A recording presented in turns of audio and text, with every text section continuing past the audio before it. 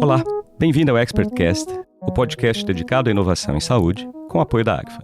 Eu sou Gustavo Meireles, médico radiologista, fundador da comunidade de inovação em saúde e do Saúde 4 vezes. É um prazer lhe dar as boas-vindas para mais um episódio do nosso podcast. A cada programa, eu recebo convidados e convidadas especialistas em inovação, com foco na área de saúde.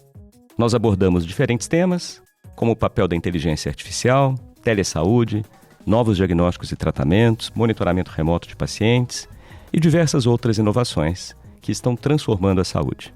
O objetivo é manter você a par das mais recentes tecnologias e das novidades do setor. No episódio de hoje, vamos abordar um tema essencial para o futuro do setor: a importância da transformação da saúde e como viabilizar essa mudança. Estamos vivendo uma era de avanços tecnológicos significativos que impactam diversos setores, como finanças, comércio e serviços. No campo da saúde, isso não deveria ser diferente. Inovações como a inteligência artificial e a telesaúde já são realidade, mas ainda não percebemos uma verdadeira transformação do setor, que seria muito importante, principalmente tendo em vista o envelhecimento da população e o aumento dos custos com a saúde. Para discutir aqui os desafios e as oportunidades da transformação da saúde, eu tenho o prazer de receber dois convidados excepcionais. O Daniel Greca, que é diretor de saúde populacional do Hospital Sírio-Libanês e traz uma vasta experiência em gestão de saúde e projetos transformadores, tendo liderado a área de saúde na KPMG, e o Bruno Pina, que hoje é CEO da consultoria Sinapse e também tem uma visão estratégica profunda sobre a implementação de mudanças no setor de saúde, com passagens pela AstraZeneca, McKinsey e IBM. Daniel, Bruno, sejam muito bem-vindos. Obrigado, Gustavo. Feliz de estar aqui contigo, Bruno. Bom revê-lo. Obrigado pelo convite e espero colaborar. Obrigado também, Gustavo. Muito bom estar com amigos, conversando de um tema necessário, talvez dando um toque mais pessoal sobre um tema que acho que às vezes a gente ouve muita coisa mais corporativa. Exatamente. A gente estava conversando antes, né? Esse convite surgiu a partir de uma conversa aqui minha com o Daniel. O Daniel ouviu o podcast com Terra e com Deluca, que foi muito bacana, porque a gente fez ali alguns paralelos. Os três são corredores de rua, né? Então fizemos uns paralelos sobre o esporte de alto rendimento, no caso a corrida de rua, com as inovações, as semelhanças, as diferenças, como é que a gente mede performance. E ficou muito interessante. O Daniel me mandou uma mensagem, eu falei, poxa, já se sinta convidado. E aí indicou o Bruno, também, que eu já conhecia há um bom tempo. Falei, poxa, vai ser ótimo receber essa dupla aqui e falar de um tema que é extremamente importante na saúde, a transformação. E eu vou começar pelo Daniel, depois vou passando para você, Bruno, e a gente vai batendo aqui um papo sobre transformação do setor. Daniel, não é segredo que a saúde precisa mudar, né? Todo mundo fala, olha, do jeito que está não dá, puxa, está insustentável, ninguém aguenta mais esse modelo. A gente trabalha com o chamado fee for service, ou remuneração baseada no serviço. Então eu faço um exame, se eu tenho um plano de saúde, o meu plano paga aquele procedimento para o prestador, seja ele um hospital, um centro diagnóstico. Se eu faço uma cirurgia, a mesma coisa. Nós não estamos baseados em desfecho. Então, como diz um amigo meu, se ele faz uma cirurgia e o paciente tem alta depois de 2 dias muito bem, ou se o paciente morre na mesa, o plano vai pagar a mesma coisa, né? Não está pagando o desfecho e a saúde precisa mesmo de uma transformação. A visão hoje é de um perde-perde. A operadora fala, está ruim para mim, o prestador fala, está ruim para mim, e o paciente, que é o maior, que deveria ser o maior beneficiado, talvez seja o maior prejudicado. Então, Daniel, eu queria começar ouvindo você sobre isso tudo, né? Qual que é a sua visão? Se a gente precisa tanto mudar, por que a gente não muda e por onde a gente deveria começar? Boa pergunta, Gustavo.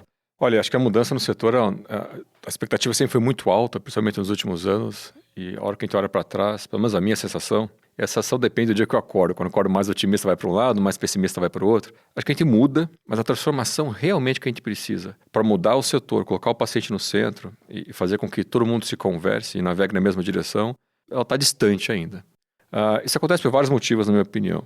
Eu não quero aqui apontar o dedo para o regulador, mas a ausência de um sistema de saúde suplementar, como um sistema mesmo, acho que esse é o primeiro que eu sempre aponto. Para fazer um paralelo aqui com o SUS ou com qualquer outro sistema de saúde que tem seus problemas, mas há um sistema organizado, hierarquizado, financiado, pode ser até subfinanciado, mas existe, e com uma política de saúde muito bem estabelecida. A hora que você joga isso para a realidade da saúde suplementar, não existe, né? A gente não consegue praticar o mesmo cuidado em todos os pontos onde o paciente trafega. Os dados não circulam, as instituições não se conversam. Então não há um modelo de cuidado e uma estratégia assistencial estabelecida, uniformizada, onde os players que compõem a cadeia de valor a execute. Então acho que esse é o primeiro ponto que eu vejo que dificulta com que qualquer outra ação de interoperabilidade, de value-based health, qualquer coisa que exija com que trabalhemos em ecossistema, ela acaba dependendo do heroísmo das pessoas para que isso aconteça. Então, acho que esse é o primeiro ponto. Mas falar só disso me deixa desconfortável, porque parece que eu estou terceirizando e falando assim, enquanto o regulador não fizer alguma coisa, a gente não tem o que fazer do lado de cá. Então, deixa eu também colocar o que eu acho que acontece, exceto a ausência de um sistema. Acho que tem uma questão principal que cai em pessoas. Eu realmente acredito que a liderança e pessoas, eles que fazem a transformação, eles que executam, desenham a transformação. E acho que a gente precisa investir nas nossas pessoas, na liderança, com coragem para fazer o que deve ser feito e com visão de longo prazo, e uma liderança que consiga conciliar 2 pontos que são antagônicos. Como é que eu entrego o mês seguinte? Como é que eu sobrevivo, ainda mais num ano caótico da saúde, talvez o pior ano da história, desde 98, quando a saúde suplementar nasceu. Como é que eu equilibro os interesses do curto prazo, mas ao mesmo tempo eu estou construindo aquilo que é sustentável daqui para frente. E trabalhando em conjunto e cooperando. Mesmo que competindo, como você estava falando, mas cooperando. Para fazer isso, Gustavo, eu acho que você precisa de uma liderança atualizada, humana e muito corajosa e muito humilde. Então você ter ali, quando eu falo humilde, eu não estou falando de você ser simples. Tô falando, você pode ser super sofisticado, mas ao mesmo tempo humilde. Inclusive, eu acho que a humildade vem muito da sofisticação intelectual. Então, quanto eu consigo entender o que está acontecendo ao meu redor, ser humilde para reconhecer aonde eu não estou fazendo o correto e aonde eu, como executivo numa instituição, não estou fazendo a minha parte, fazer os ajustes de rota, equilibrar o curto prazo com o longo prazo. Então, para mim, isso vai cair, além de a ausência de um sistema, respondendo a tua pergunta diretamente, em pessoas para conseguir, de fato, transformar a saúde. Poxa, excelente. Gostei dessa sua frase aqui, da humildade vem da sofisticação intelectual. Vou guardá-la porque acho que não podia concordar mais com você e com o que você trouxe também de resposta da competição que a gente estava falando, essa palavra que eu aprendi há pouco tempo com o pessoal da MIT, que é um neologismo entre competição e cooperação. Então, é cooperar competindo. E aí eu vou lembrar da conversa que tive com o Bruno também antes aqui do podcast, e o Bruno falando, poxa, como é que a gente equilibra, né, o ego com a cooperação? Eu estava citando aqui um amigo dos 3, que é o Sérgio Ricardo Santos, que me fala, puxa, no setor de saúde precisa ter mais cooperação, o setor precisa cooperar mais.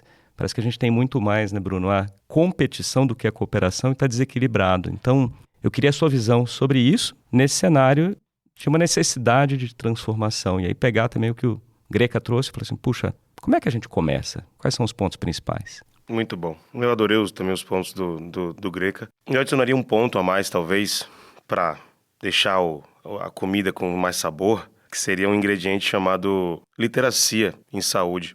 A gente vive o sistema de saúde é extremamente fragmentado. E a gente parte do pressuposto de que os elos têm conhecimento do que os faz serem um elo, uma cadeia de valor. E nessa cadeia de valor ainda tem, entre os elos, muita falta de conhecimento do que realmente acontece. Quase como colocar os sapatinhos do elo próximo da sua cadeia numa forma de entregar valor. Então tem um pouquinho de literacia de será que realmente a gente entende o sistema de saúde que a gente vive? Será que os líderes da suplementar e da pública entendem o que é a saúde? Porque a saúde é uma só. Pública e privada é como a gente encontrou de construir essa fórmula. Cada país olha de um jeito. Você pega modelos holandeses, por exemplo, a pública e a privada é muito mais integrada. Pega um modelo como o NHS, também tem mais integração. Aqui a gente ainda está vivendo o aprendizado de integrar muita coisa privada no público, até porque por muito tempo isso foi quase como colocado em partes diferentes com um muro no meio propositalmente. Não, o público e o privado não conversam dessa forma, porque o público é para o povo que precisa, o privado é para quem quer ganhar dinheiro e ter lucro. Até mudanças recentes em organizações filantrópicas, né, de poder prestar serviço, enfim. Então, só esse ponto que eu adicionaria, porque aí deixa a fórmula, deixa a receita muito mais saborosa e complexa. Sobre o ponto que você trouxe, que é trazendo também a leitura do líder e da capacidade que essa pessoa tem, Eu trato muito dessa questão do ego e do individualismo, porque se a gente pensar no modelo de sistema de recompensa que as empresas possuem, ela não prevalece a cooperação. A gente é aquilo que mede a gente, né? Tem um livro do Daniel Pink, que é a Motivação 4.0, que ele fala muito sobre como as massas se comportam diferente de acordo com o tipo de KPI para medir o sucesso dela que elas são inseridas. Se um time ele é montado para ser remunerado ou ser avaliado por vendas, ele vai ter uma mentalidade, uma característica de um time de vendas. Se ele for remunerado, ele tiver um KPI para medir sucesso, que for cooperação, ele vai ser um time muito mais colaborativo. E os sistemas de recompensa das empresas ainda são muito voltados para o atingimento de suas metas individuais. Por mais que a empresa como um todo quer ter double digit growth, quer fazer o crescimento, blá, blá, blá, tem no individual seu PDI, seus sistemas internos. Então, quando você começa a remunerar e dar para as pessoas aquilo que elas estão alinhando com seus líderes, você está inflando naquela pessoa o individualismo. Aí você pega essa fórmula do individualismo, não é nem que é anti-colaboração, você pode ser individualista e colaborativo, mas você junta isso a alguns modelos, arquétipos de pessoas que são muito mais egóicos, que preferem muito mais vencer sozinho do que vencer com os outros, a gente começa a construir uma organização que tem além de um déficit de humildade, de coragem, um déficit de estrutura emocional para lidar com falha, colaboração e competição. Então, eu ainda acho que na saúde, se a gente fosse fazer um paralelo, se a gente pudesse olhar para a saúde muito mais como... Tentar trazer um paralelo bem mais de ilusão, assim. Pega um sistema onde você só é remunerado se todo mundo ganhar. Pega um sistema onde a colaboração é o foco. Modelos ágeis, modelos diferenciados, onde o time ganha.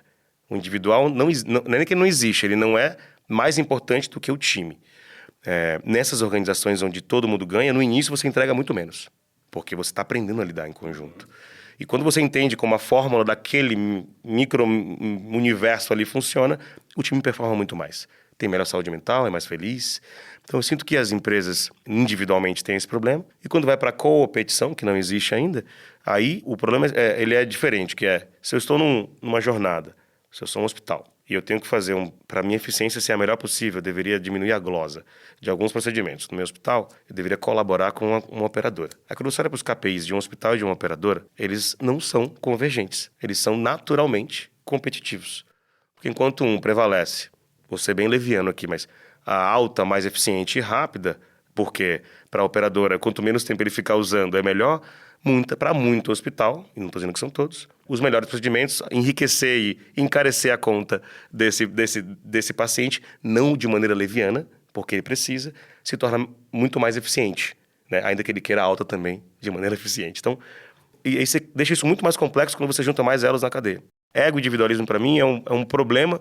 Eu não sei se todos os líderes da saúde fazem terapia, se não recomendaria que fizesse, mas para aprender a lidar um pouco com como ser egóico. O ego nos protege todo dia, mas ao mesmo tempo se permitir trabalhar mais em conjunto, deixar um pouquinho, às vezes, o ego de lado, tirar ele do volante, deixar ele no carona, para buscar um pouquinho mais de colaboração. É quase, me diga qual é o seu incentivo que te direi quem és. É isso aí, exatamente isso. Eu estava pensando numa outra frase de um amigo também, que é o Mário Martins, que é presidente da Horizon, e também é um ouvinte assíduo aqui do ExpertCast, estará aqui como entrevistado em breve. O Mário fala algo semelhante, que é cuidado com o que o incentivo incentiva.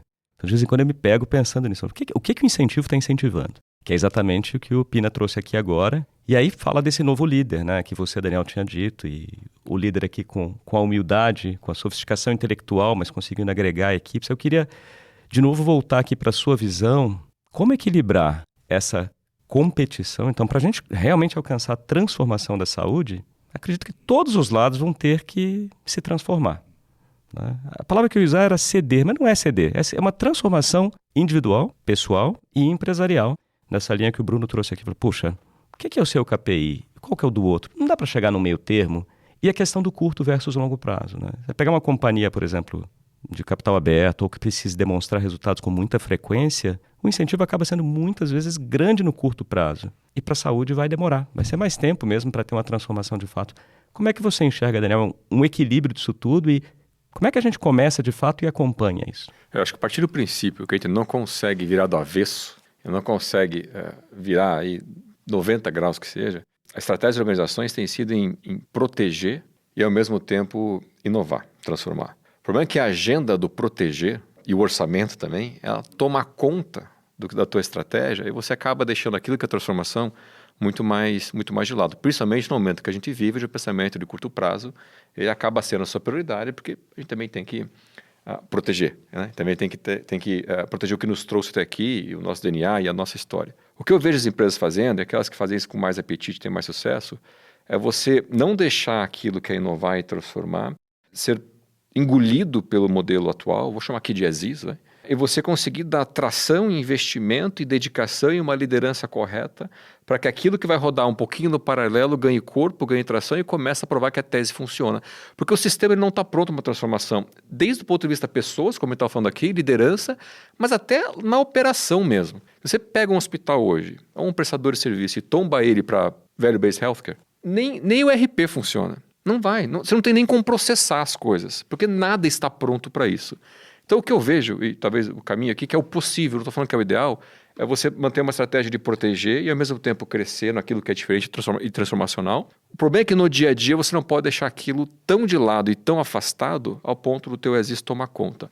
E, ao mesmo tempo, você traz aquilo que está do lado transformacional muito próximo do as-is, ele é engolido por uma cultura, por um legado que não permite você pensar fora da caixa ou pensar no diferente.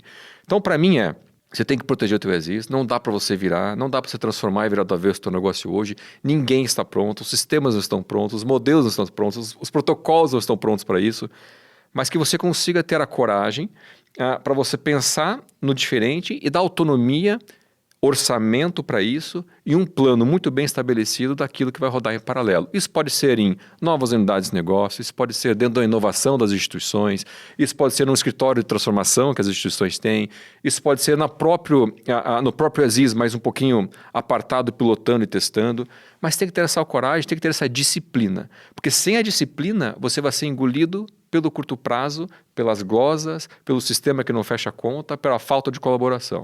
Então, vou te falar, o que a gente tem feito, né, é fazer isso ou via inovação, ou via novas unidades de negócio. E essas com mais liberdade e mais autonomia para fazer projetos onde se pensa em ecossistema, para fazer projetos onde se pensa no diferente.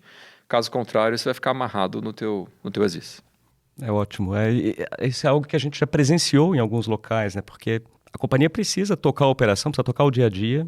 E ali quem está no dia a dia muitas vezes enxerga as inovações, novos negócios, como fala assim, puxa, isso está atrapalhando a operação, porque está indo dinheiro para lá, estão indo recursos para lá, e eu que estou aqui tocando o bumbo do dia a dia, como é que fica?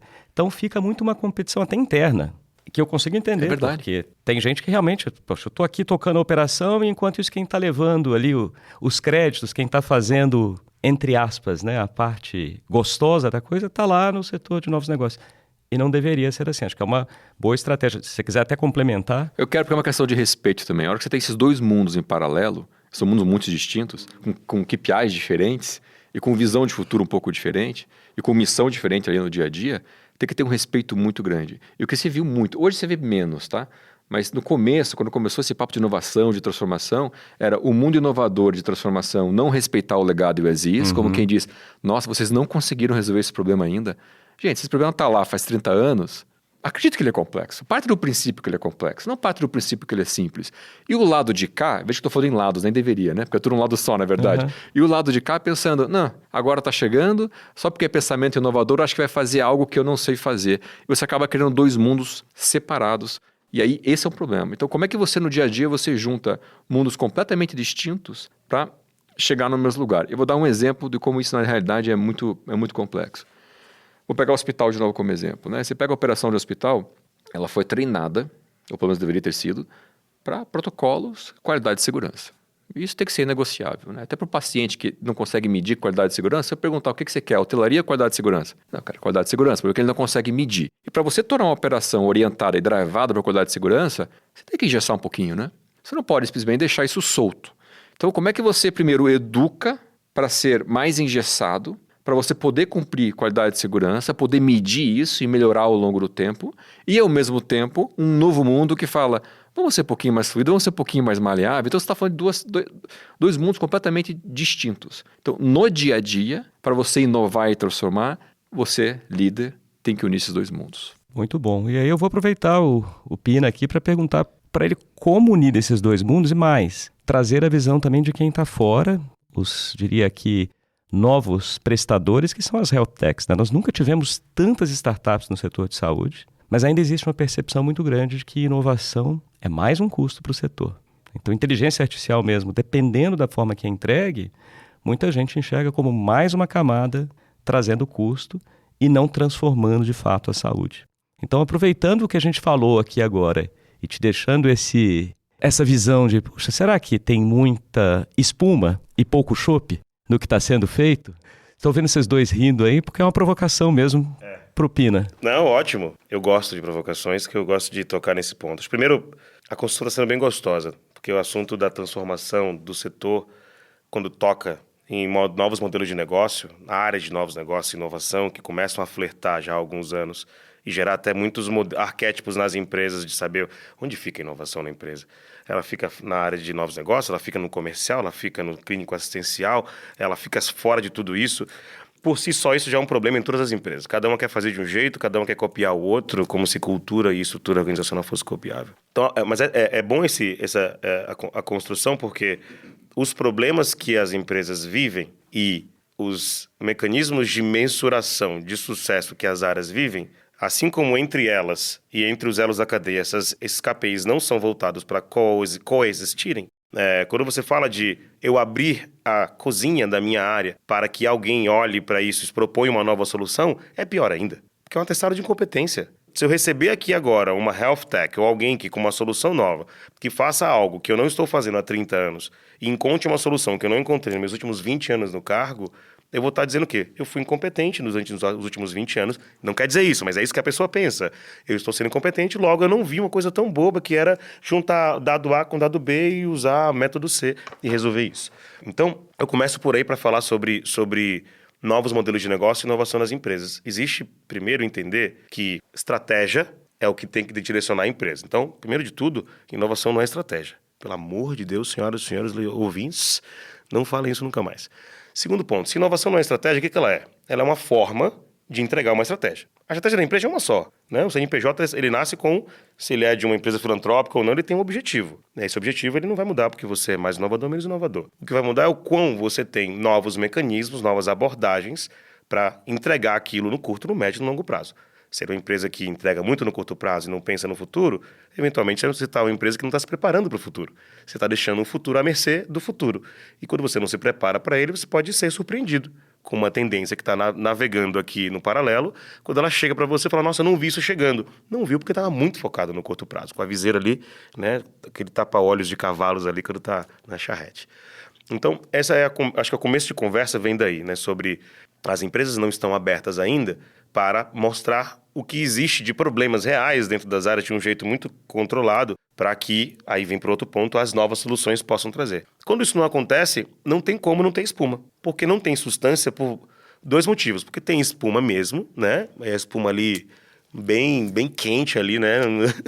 Não é nem fazer que a espuma com chopp é gostoso ali, dado tem que ter, a relação. Tem que ter um pouco de espuma. O chopp tem que ter um pouco de espuma, Não né? chama atenção, todo mundo vai achar que, caramba, isso aqui é Fanta, né? Então, é isso, tem que ter espuma. Mas qual o nível de espuma que a gente tem que ter? Então, o mercado de health techs no Brasil ele vem crescendo há muitos anos, mas a inovação na saúde no Brasil, vamos dizer que eu vou dar uma data aqui, e eu não quero traçar essa data como um início, mas estamos falando ali de 2011, 2012, quando começou os primeiros projetos de inovação em saúde, muito inspirado no modelo financeiro, que nessa época estavam surgindo ali as grandes fintechs, soluções de cartões.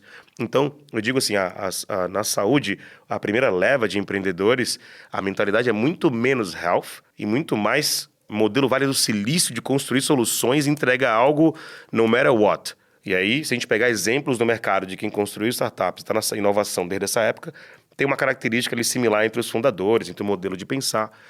A gente chegou um pouquinho mais avançando na maturidade, a gente vai aumentando o número de startups na saúde a partir de 16, 17, 18. Eu diria que entre 17 a 19 teve um boom de soluções de número de startups no Brasil. Se não me engano, nessa época a gente chegou a bater os 1.000 na época, assim, acho que 19. A startup, para mim, antes fazendo só um parêntese, eu gosto de entender que startup, ela é como se um corpo tivesse doente e estivesse aumentando o trabalho dos glóbulos e das hemácias. Quando algo tá inflamado, vai juntar um monte de coisa ali para fazer resolver. Para mim, startups são como hemácias. Elas vão aumentar se naquela região ali tem que fazer alguma coisa porque o corpo está doente. Então, é um sinal de que tem alguma área dentro de um setor que está doente, logo surgem startups. Surgem empreendedores, visionários de futuro que, vivendo aquela dor, falam, não pode ser isso há 30 anos e não ter algo para resolver. Então, começam a surgir soluções. E em cada sub-área você vai vendo isso. Uma época, de acordo com a bolha, você vai tendo mais startups de uma coisa, mais outras. Elas vão se autorregulando darwinianamente, né, morrendo e vivendo. E no final a gente tem ali, as startups de um setor deveriam ser o reflexo do que aquele setor está tendo de maiores problemas. Qual é o maior problema da saúde hoje? O que tem mais startups? Gestão, dados. Então, gestão, em prontuário eletrônico e tudo isso são os maiores números de startups no Brasil hoje. Então, essa é a forma que eu gosto de olhar. Eu gostaria muito que um pesquisador me procurasse para a gente fazer uma pesquisa. Tem muita startup, tem muita espuma, porém, de acordo com a quantidade de startups, baseado na quantidade de dores que o mercado tem, o que falta para que esses mundos coexistam é o que o mercado vai aprender com cross-industrial. A saúde, além de ser egóica e individualista, e, pelo amor de Deus, eu sou da saúde, tá, gente? Então eu me incluo nisso, com a cabeça um pouco mais provocativa, eu acho que a gente tem que olhar um pouquinho mais para o lado para aprender com outros setores que já passaram por isso antes da gente. Setor financeiro, setor do varejo, vários desses, até modelos de regulação, open banking, agora estamos falando de open health. Então, tudo isso a gente pode aprender e fazer uma boa cópia para poder entender o que o outro mercado fez, eventualmente até fazer um bom benchmark com outras indústrias para aprender um pouco com eles. Eu sempre comparei a indústria de saúde, quando eu trabalhei na indústria, com a indústria automobilística, né? A saúde é um lugar onde você produz coisas na indústria farmacêutica que você não pode vender para o público final, a não ser que não seja por um concessionário que é a farmácia ou distribuidor. Então, dada a referência, você consegue pescar muita empolgação e muita inspiração dentro de outros setores. As startups passam por um problema grande que é nem todas as startups são formadas por pessoas da área da saúde. Eu fiz e eu conheci, acho que muitas dessas 1.000 e poucas startups que existem hoje. E, infelizmente, são poucas as que possuem médicos, por exemplo, profissionais de saúde, em posições de co-founders. Até aparece ali como inspiradores, advisors no quadro de equity holders, como conselheiro, que fala com a empresa a cada 6 meses se fala. Alguns nunca falam. Então, tem dois lados aqui, né? Tem um empreendedor, engenheiro, tecnólogo, às vezes até da saúde, que está ali, um ex-indústria, ex-hospital, ex-operadora, está tentando viver e resolver um problema da indústria. E do outro lado tem a falta ainda da literacia, da capacitação, do entendimento de que eu, enquanto indústria de saúde, preciso me colocar à disposição para competir, construir novos negócios com essas empresas. Então, para não estender tanto, então eu acho que sim, temos um momento importantíssimo do setor, que temos muitas startups. Não acho que ser um unicórnio, como muita gente fala, poxa, mas na saúde não tem unicórnio. Eu não estou nem aí para isso. Assim, eu não acho que é unicórnio que vai salvar a saúde, concordo. Nem outro tipo de animal, tá? É muito mais o papo que a gente estava falando antes, é muito mais sobre as pessoas, sobre as lideranças, sobre como a gente trabalha em conjunto. Mas as soluções de startups hoje realmente não têm muita substância, porque falta conhecimento detalhado, que as empresas não estão com suas portas abertas para co-criar de verdade. Fazem seus programas de Open Innovation, colocam seus nomes bonitinhos, às vezes em vários... Estamos abertos para falar com startups. Entra fundo um pouquinho. Realmente está dando certo esse negócio. Aí vem a espuma do outro lado também, né? Exato. A espuma não está só na startup. É isso aí. Daniel, vou passar para você complementar também. Eu quero falar porque... Eu não sei se vou levar para o lado... A gente flertou com filosofia algumas vezes aqui. Só a frase da humildade, ela abriu 500 abas na minha cabeça. Eu tive que até voltar para a terra, porque senão eu ia ficar flutuando. Manda bala. Mas tem um ponto aqui que você percebe frustração. Toda vez que alguém fala espuma, me vem frustração. Acho que está todo mundo bastante frustrado com transformação e com inovação. E no fundo, a autorreflexão aqui acho que a culpa é nossa. A nossa, que eu digo dos incumbentes, de quem estava no setor, não de quem está entrando. Porque a gente terceirizou e a gente achou, como a gente não foi capaz de resolver os problemas de 30 anos complexos, que alguém ia entrar e que essa galera nova, essas novas empresas, novas soluções, iam resolver coisas que a gente, por incapacidade nossa, não conseguiu resolver. E agora a gente vem meio que regulando isso, entendendo que não, o problema é meu, eu preciso de ajuda para resolver e a transformação e a inovação vai ser um meio para isso. Mas eu não posso terceirizar um problema que é meu como executivo para resolver e simplesmente achar que a área da inovação que está lá, num prédio novo, com uma marca nova, vai conseguir resolver os meus problemas. Então, eu acho que tem uma culpa nossa que a gente tem que talvez fazer um exercício em cima e entender que ela é responsabilidade nossa. A culpa pode ser um pouquinho nossa, de quem já estava lá, mas não podemos terceirizar a responsabilidade de resolver isso para um terceiro. A questão da startup, para mim, e comparando com outras indústrias, para mim uma proposta de valor de uma startup, ela é matadora se ela conseguir equilibrar 3 coisas. E é muito difícil exigir isso de alguém que acabou de nascer. Ciência é a primeira delas. Como é que você vai pegar uma startup que lá, às vezes, emprestou dinheiro do tio, do pai, pegou uma ideia, colocou 5 milhões de reais que seja, e você vai exigir que ela tenha investimento em produção científica? Muito difícil. Ela pode ser orientado pela ciência. Ela pegou algumas evidências e construiu solução. Legal. Sem ciência na saúde, você está trabalhando com curiosidade. Está flertando com o perigo. Mas você produzir e continuar a investir em ciência, é isso que constrói vocação no final do dia. E saúde é um business de vocação. Então, como é que você vai exigir de uma startup vocação e ciência em 2, 3, 4 anos, 5 anos? É quase impossível você exigir isso de uma startup. Por isso que acho que tem uma dificuldade maior de se pegar alguém novo e realmente disruptar, transformar ou causar um impacto ou virar um unicórnio que a gente vê em outros setores. Saúde é um negócio de vocação para mim. Muito interessante. E sabe que, enquanto você estava falando, não sei se o Bruno quer complementar. Eu quero complementar rapidinho, vontade. que é um ponto também para complementar todos esses pontos e deixar aqui para o ouvinte pensar. A área de inovação, a inovação como conceito, ela não tem 30 anos. Isso foi, especialmente se a gente fala de Open Innovation, esse relacionamento com o mercado de startups, é novo. Então, vamos fazer uma reflexão agora como corporativos ou como pessoas do setor.